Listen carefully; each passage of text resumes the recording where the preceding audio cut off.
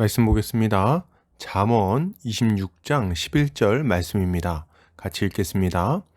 개가 그 토한 것을 도로 먹는 것 같이 미련한 자는 그 미련한 것을 거듭 행하느니라. 아멘. 잠언 26장 11절 말씀, 토한 것으로 돌아가지 마라 라는 제목으로 말씀 보도록 하겠습니다. 신자는 거듭난 이후에도 계속해서 주를 따라 의로운 삶을 살아가는 자입니다. 이전에 죄악된 삶으로 돌이키지 않는다는 말이죠. 왜요? 그것이 어리석은 일임을 잘 알기 때문입니다. 오늘 본문을 통해서 이에 대해 함께 살펴보도록 하겠습니다. 오늘 잠언 기자는 개가 그 토한 것을 도로 먹는 것 같이 미련한 자는 그 미련한 것을 거듭 행한다고 말합니다. 이것을 타번역본에서는 개가 그 토한 것을 다시 먹듯이 어리석은 사람도 자기 어리석음을 되풀이한다 라고 번역하고 있습니다. 본문은 개가 토한 것을 도로 먹는 것과 미련한 것을 거듭 행하는 것을 비교하면서 미련한 행동을 반복하는 것이 얼마나 어리석고 이상한 일인지를 강조하고 있습니다. 이것은 신자가 예수를 알기 전에 행하던 죄 가운데 다시 빠져드는 것이 얼마나 어리석은 일인지를 교훈하는 말씀이라고 할 수 있겠습니다. 본문은 개가 그 토한 것을 도로 먹는 것 같이 미련한 자는 그 미련한 것을 거듭 행한다고 말합니다. 여기서 도로 먹는 것은 슈브라는 단어가 사용되었는데 이 단어는 되돌아가다 라는 의미가 있습니다. 그리고 거듭 행하다는 샤나라는 단어를 사용하는데 이 단어는 반복하다, 다시 하다 라는 의미를 가지고 있어요. 그러니까 정리해 보면 개가 그 토한 것을 먹으러 다시 되돌아가는 것처럼 미련한 자는 어리석은 행위를 반복한다는 말을 하고 있는 것입니다. 이것은 신자가 이전에 죄악된 삶으로 되돌아가는 것이 얼마나 비참하고 부끄러운 일인지를 잘 교훈하는 말씀이라고 할 수 있겠습니다. 먼저 생각해 볼 것은 개가 토한 것을 도로 먹으러 가는 이유가 무엇인가 하는 점입니다. 그 이유는 굉장히 분명하죠. 개는 그 음식을 먹었을 때에 좋았던 기억을 떠올린 것입니다. 그것을 먹고 배불러서 기분이 좋았던 기억이 있기 때문에 개는 다시 그것을 먹으러 가는 거죠. 문제는 개가 반드시 기억해야 될 것을 기억하지 못하고 있다는 점입니다. 그게 뭘까요? 처음에 맛있게 먹었던 그 음식이 이후에는 무엇인가 문제를 일으켜서 다 토해낼 수밖에 없었다는 것입니다. 그 음식은 잘 소화가 되어서 개를 살찌우지 못했습니다. 도리어 심한 복통을 일으켰고 구역질이 나게 했으며 결국에는 속에 있는 것을 다 토해내게 만들었죠. 그것이 상한 음식이었는지 아니면 쥐약이 들어있었는지는 알 수 없습니다. 다만 그것은 개를 고통스럽게 했고 심지어는 죽일 뻔한 거죠. 뱃속에 들어간 음식을 토해내는 과정은 힘들고 괴로웠지만 그것을 토해냈기 때문에 개는 살아난 겁니다. 그러니 그것을 개워낸 것은 다행이라고 할 수 있는 거죠. 그런데 안타깝게도 이 개는 이 중요한 사실을 잊어버린 거예요. 그저 당장의 배고픔 때문에 혹은 처음에 맛있게 음식을 씹었던 그 기억 때문에 다시 그 토한 것으로 돌아가고 있는 것입니다. 이제 이 개에게 기다리고 있는 것은 무엇이겠습니까?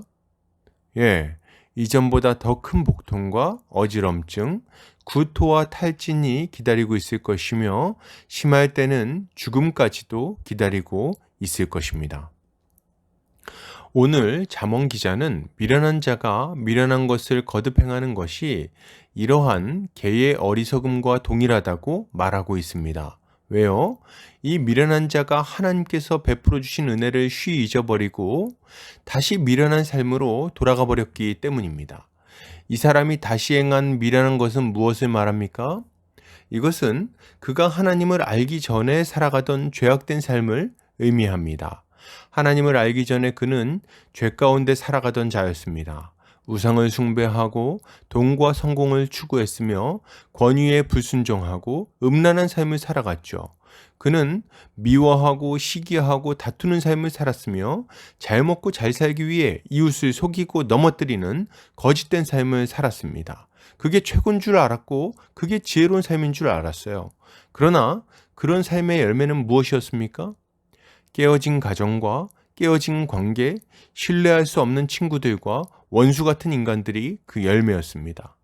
부와 성공을 이루었을 수는 있겠지만 실상 짧은 쾌락과 끝도 없는 공허함만 남아있을 뿐인 거죠.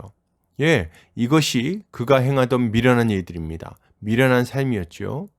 그런데 하나님은 이러한 자를 불쌍히 여기셔서 은혜를 베풀어 주신 거예요. 그를 위하여 자기 아들을 보내주시고 십자가의 은혜로 그를 살리셨습니다. 그는 이제 죄사함을 받아 하나님의 심판에서 벗어나게 되었고 하나님의 사랑받는 자녀가 된 거예요. 그러니 이제 어떠한 삶을 살아야 마땅합니까? 하나님을 경외하며 하나님의 뜻에 순복하여 의롭고 덕스러운 삶을 살아가는 것이 마땅하지 않겠습니까? 이전에 허무하고 고통스러운 삶은 쳐다도 보지 않는 것이 지혜로운 일이라는 거죠. 오늘 본문에 나오는 이 사람을 미련한 자라고 부르는 이유가 있습니다. 이 사람은 하나님의 은혜를 헛되이 받았어요. 자신의 믿음을 지키지 못했고 이전에 죄악된 삶으로 다시 돌아가 버리고 말았습니다. 왜 돌아갔을까요? 어리석은 개가 토한 것으로 돌아간 것과 동일한 이유 때문에 돌아갔습니다. 이전에 죄악된 삶이 가져다 준 잠시의 즐거움이 생각난 거예요. 그때의 쾌락을 잊지 못했습니다. 그래서 돌아갔어요. 그래서 다시 그것을 행하러 간 것입니다. 이 사람은 이제 어떻게 되겠습니까?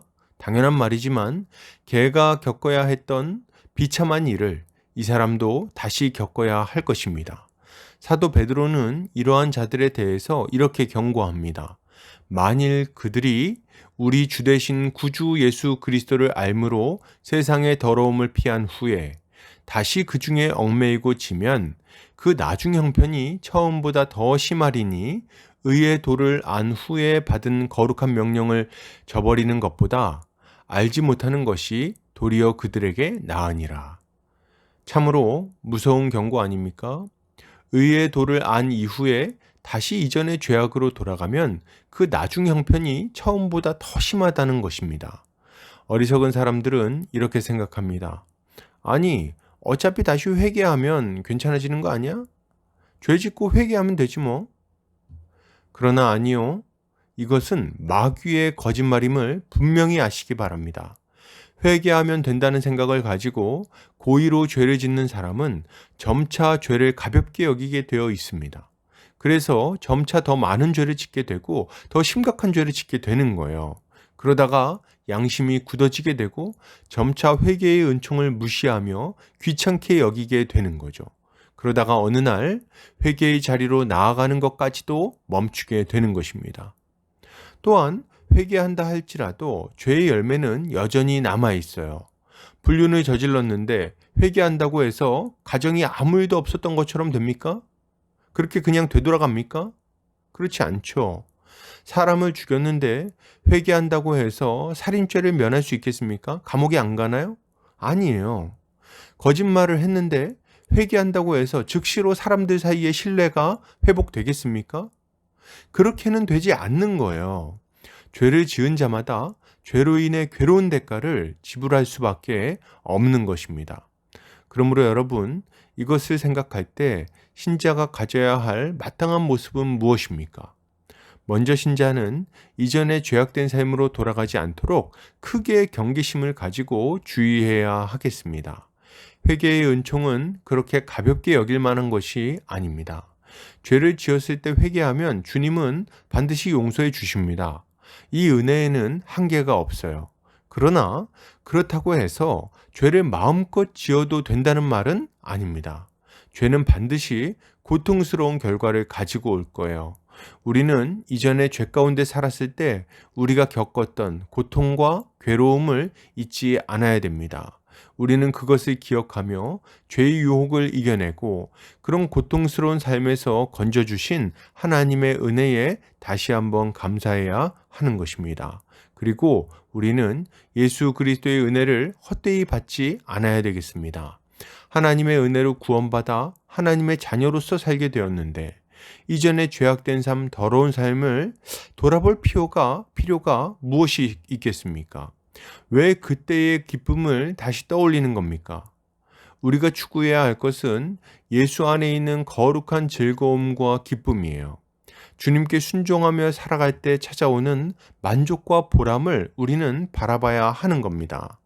이러한 것을 충분히 맛본다면 누가 이전의 그 비루한 삶으로 다시 돌아가려고 하겠습니까?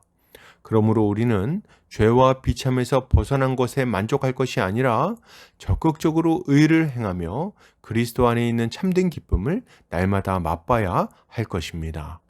결론을 드립니다. 여러분, 토해버린 옛사람의 죄악된 삶으로 돌아가지 맙시다. 거기에는 고통과 죽음만 기다리고 있을 뿐입니다. 오직 예수 그리스도 안에서 의롭고 복된 삶을 살아갑시다. 이것이 지혜로운 삶입니다.